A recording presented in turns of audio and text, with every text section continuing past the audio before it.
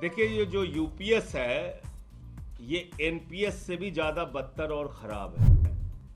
आप कर्मचारी का ही पैसा अपने पास रखकर ढिंढोरा पीट रहे हैं कि आप पेंशन दे रहे हैं। वो कह रहे हैं साहब हम आपके पेंशन के लिए पैसा रख रहे हैं, इसी में से आपको पेंशन देंगे।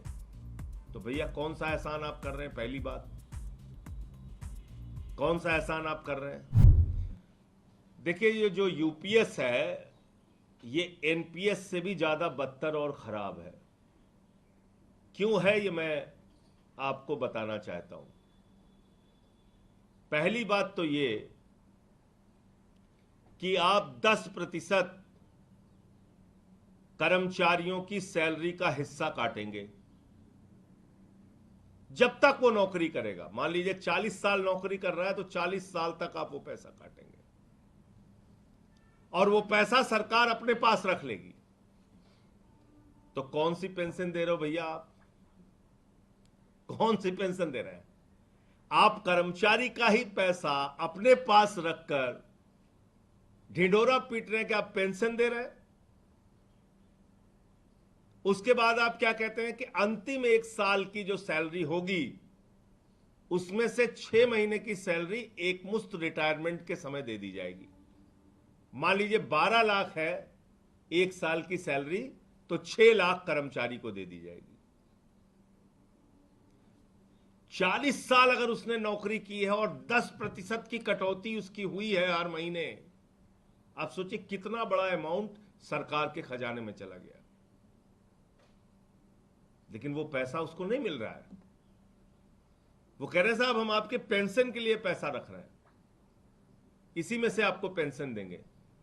तो भैया कौन सा एहसान आप कर रहे हैं? पहली बात, कौन सा एहसान आप कर रहे हैं?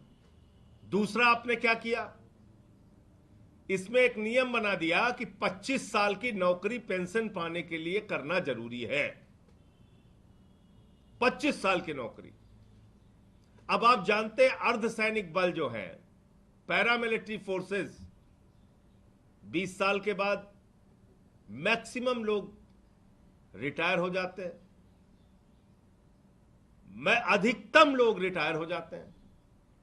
अब तो उनकी नौकरी नहीं पूरी होगी 25 साल की, तो आप उनको कितना देंगे? 10,000 रुपए महीने। उनका पेंशन होगा 10,000 रुपए महीने। देश के अर्धसैनिक बल जो रक्षा करते हैं देश की, अपने प्राणों की आहुति देते हैं देश के लिए, संसद भवन की रक्षा करते हैं, हमारी सीमाओं पे बीएसएफ लगाई जाती है। आप मुझे बताइए, आप कह रहे हैं कि साहब उनको जो है, क्योंकि वो 25 साल की नौकरी नहीं कर पाएंगे तो उनको पेंशन के वो हकदार नहीं है। 2 बात हो गई।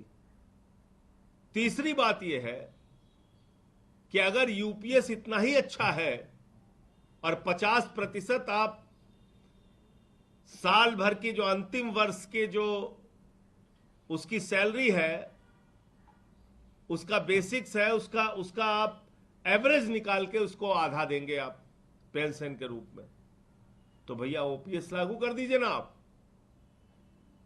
जब आप कह रहे हैं कि यूपीएस जो है वो बिल्कुल एकदम ओपीएस की तरह है, तो ओपीएस लागू कर दीजिए आप। उसमें तो कर्मचारियों से कुछ नहीं लिया जाता था, बावजूद इसके पेंशन मिलती थी। तो इसलिए ये देश के लाखों कर्मचारियों के साथ नई जो यूपीएस की जो स्कीम है, ये एनपीएस से भी ज्यादा बदतर है और कर्मचारियों के साथ धोखा है।